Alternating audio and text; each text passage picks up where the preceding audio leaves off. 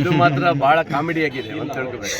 ಏನಂದರೆ ಹಿಂದೂ ಫೈರ್ ಆಗಿರುವಂಥ ಒಬ್ಬ ಯತ್ನಾಳು ಇಡೀ ರಾಜ್ಯದಲ್ಲಿ ಅವ್ರು ಬೈದಿರೋದು ಕಾಂಗ್ರೆಸ್ಸಿಗೆ ಬಿಟ್ಟರೆ ಅವ್ರು BJPಗೆ ಏನು ಬೈದಿಲ್ಲ, ಈ ಅಪ್ಪ ಮಕ್ಕಳಿಗೆ ಮಾತ್ರ ಬೈದಿದ್ದಾರೆ. ನಿಮ್ಗೆ ಗೊತ್ತಿದೆ ಇವತ್ತು ಏನಾಗಿದೆ, ಹಿಂದೂ ಫೈರ್ ಆಗಿದ್ದಂಥವ್ರು ಯಾರ್ಯಾರಿದ್ದಾರೆ ಈ ಅಪ್ಪ ಮಕ್ಕಳು ಇಬ್ಬರು ಸೇರಿ ಎಲ್ಲ ಮುಗಿಸ್ಬಿಟ್ರು ಅವರೆಲ್ಲ. ಉದಾಹರಣೆ ಅನಂತಕುಮಾರ್ ಹೆಗಡೆ ಮುಗಿಸಿದ್ರು, ಈಶ್ವರಪ್ಪನ ಮೊನ್ನೆ ಹಾಕಿ ಎಲ್ಲ ತೆಗೆದು ಮುಗಿಸಿದ್ರು. ಈಗ ಇವನೊಬ್ಬ ಕೂತಿದ್ದ, ನಾ ಮೊನ್ನೆ ಹೇಳಿದೆ ಒಂದು ಸರಿ, ಯಾಕೆ ಮರೆ ಇಷ್ಟೆಲ್ಲ ಬೇಕಾದ ಮರೆ, ತುಂಬ ಹಿಂದೂ ಅಂತ ಕೂಗಿದ್ರೆ ನಿನಗೆ ಏನು ಆಗಲ್ಲ, ಅಷ್ಟರೊಳಗೆ ಅವ್ನು ತೆಗೆದು ಹಾಕಿಬೇಕು. ಅದೇ ಹಿಂದೂ ಹುಲಿಯನ್ನು ಓನಿಗೆ ಹಾಕಿದ ಅಪ್ಪ ಮಕ್ಕಳು ಅಂತ ಹೇಳ್ಬೋದು, ಈ ಟೈಟಲ್ಸ್ ಹೇಳ್ಬೋದು ಬಿಟ್ಟರೆ. ಆಗ ಒಳ್ಳೆ ಮನುಷ್ಯನೇ ಇದ್ದ ಅವನು, ಯಾಕಂದರೆ ಹಿಂದಿಂದಲೂ BJPಯ ಕಟ್ಟ ಆಳಾಗಿ ಇವತ್ತು ಇಡೀ ರಾಜ್ಯದಲ್ಲಿ ಅವರು ಹಿಂದುತ್ವ ಅಂತ ಹೋದಂಥವ್ರು.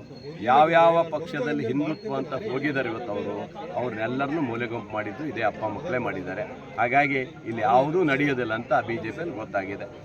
ಅವರ ಹಣೆ ಬರ ಈಗ ಅರ್ಥ ಆಗಿದೆ ಅಂತ ಸಂತೆ ಆಗಿದೆ ಈಗ. ಅದು ಆದರೆ ಯಾವುದೇ ಇದಿಲ್ಲ ಅವರು. ಈಗ ಏನಾಗಿದೆ, ಅವರಲ್ಲೇ ಒಂದಿಷ್ಟು ಗುಂಪುಗಳು ಮಾಡಿಕೊಂಡು ಹಡಬಿ ದುಡ್ಡು ಹಿಡ್ಕೊಂಡವ್ರು ಮಾತ್ರ ಅಲ್ಲಿ ಇರುವಂಥದ್ದು, ಬಿಟ್ಟರೆ ಬೇರೆ ಯಾರಿಗೂ ಏನೂ ನಡೆಯಲ್ಲ.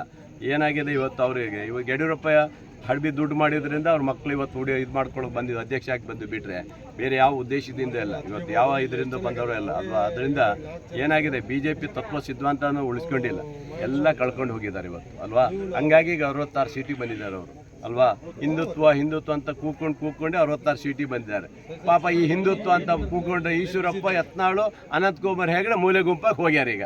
ಹಾಗಾಗಿ ಈ ಪಕ್ಷ ಮತ್ತೆ ಮೇಲೆ ಹೋಗೋಕ್ಕೆ ಸಾಧ್ಯನೇ ಇಲ್ಲ. ಇದೇ ಥರನೇ ಯಾರ್ಯಾರು ಹಿಂದುತ್ವ ಅಂತ ಹೋಗ್ತಾರೆ, ಇಲ್ಲಿ ನಡೆಯೋಕ್ಕಾಗಲ್ಲ. ಭಾರತ ದೇಶ ಜಾತ್ಯತೀತ ಪಕ್ಷ ಜಾತ್ಯತೀತ ದೇಶ ಆಗಿರೋದ್ರಿಂದ ಇಲ್ಲಿ ಎಲ್ಲರೂ ಸಮಾನತೆ ನೋಡಬೇಕು. ನೀವು ಹೇಳ್ತೀರಿ ಮುಸಲ್ಮಾನ್ರಿ ನೀವು ಇದು ಕೊಡಬೇಡಿ, ಮೀಸಲಾತಿ ಕೊಡಬೇಡಿ ಅಂತ ನೀವು ಹೇಳ್ತೀರಿ, ಹೌದಾ? ಆಯಿತು, ಮುಸಲ್ಮಾನ್ರಿ ದೇಶದ ಪ್ರಜೆಗಳಲ್ವಲ್ರಿ, ಅವ್ರಿಗೆ ನಾವು ಎಷ್ಟು ಕೊಟ್ಟಿದ್ದೀವಿ? ಏನು 50% ಕೊಟ್ಟಿದ್ದೀವಾ? ಅವ್ರಿಗೆ ಕೊಟ್ಟಿದ್ದು 1%, 4% 4,500 ಕೋಟಿ ಕೊಟ್ಟಿರೋದು. 99% 1% ಅವ್ರಿಗೆ ಕೊಟ್ಟಿದ್ದೀವಿ. ಅದೇ ಮೋದಿಜಿಯವರು ಮೊನ್ನೆ 33 ಲಕ್ಷದ ಜನರಿಗೆ ಮೋದಿ ಕಿಟ್ ಕೊಟ್ಟರು. ಏನು ಗೊತ್ತು ಹೇಳಿ, ಮುಸಲ್ಮಾನ ಬಡವರಿಗೆ ಅಂತ ಕಿಟ್ ಕೊಟ್ಟರು. ಅದಲ್ವಾ? ಅದ್ಯಾಕೆ ಕೊಟ್ರಿ ನೀವು ಹಂಗಾರೆ? ಅಂದರೆ ಇವ್ರ ಧೋರಣೆ ಏನಂದರೆ, ಮೋದಿಜಿ ಕೊಡ್ಬೋದು, ನಮ್ಮ ರಾಜ್ಯ ಸರ್ಕಾರ ಕೊಡಬಾರ್ದು, ಆ ಥರ ಇವ್ರ ಧೋರಣೆ. ಹಂಗಾಗಿ ಇದೆಲ್ಲ ಏನಾಗಿದೆ, BJP ಗೊಂದಲ ಗೂಡಾಗಿದ್ದಾರೆ. ಇವ್ರಿಗೆ ಏನು ಮಾಡಬೇಕು, ಏನು ಹೇಳಬೇಕು ಅರ್ಥ ಆಗ್ತಿಲ್ಲ.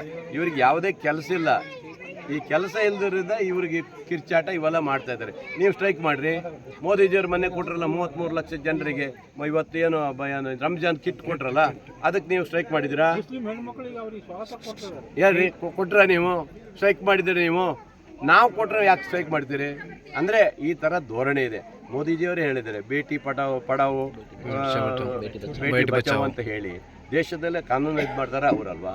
ಅಂಥವರಿಂದಲೇ ಇಂಥದ್ದು ಬಂದಾಗ ಇವ್ರು ಯಾಕೆ ಹಿಂಗೆ ಹೇಳಬೇಕು? ಅಂದರೆ ಇವ್ರ ಉದ್ದೇಶ ಏನು ಗೊತ್ತಾ, ಬೇರ್ಪಡಿಸೋದಷ್ಟೇ.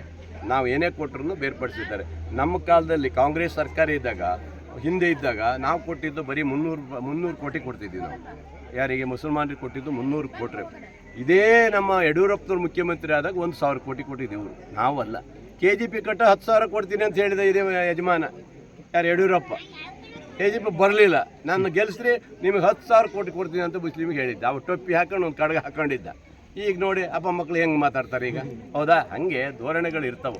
ಅದರಿಂದ ಜಾತ್ಯತೀತವಾಗಿರುವಂಥ ಇದರಲ್ಲಿ ಇದು ಯಾವುದೂ ಬರೋದಿಲ್ಲ.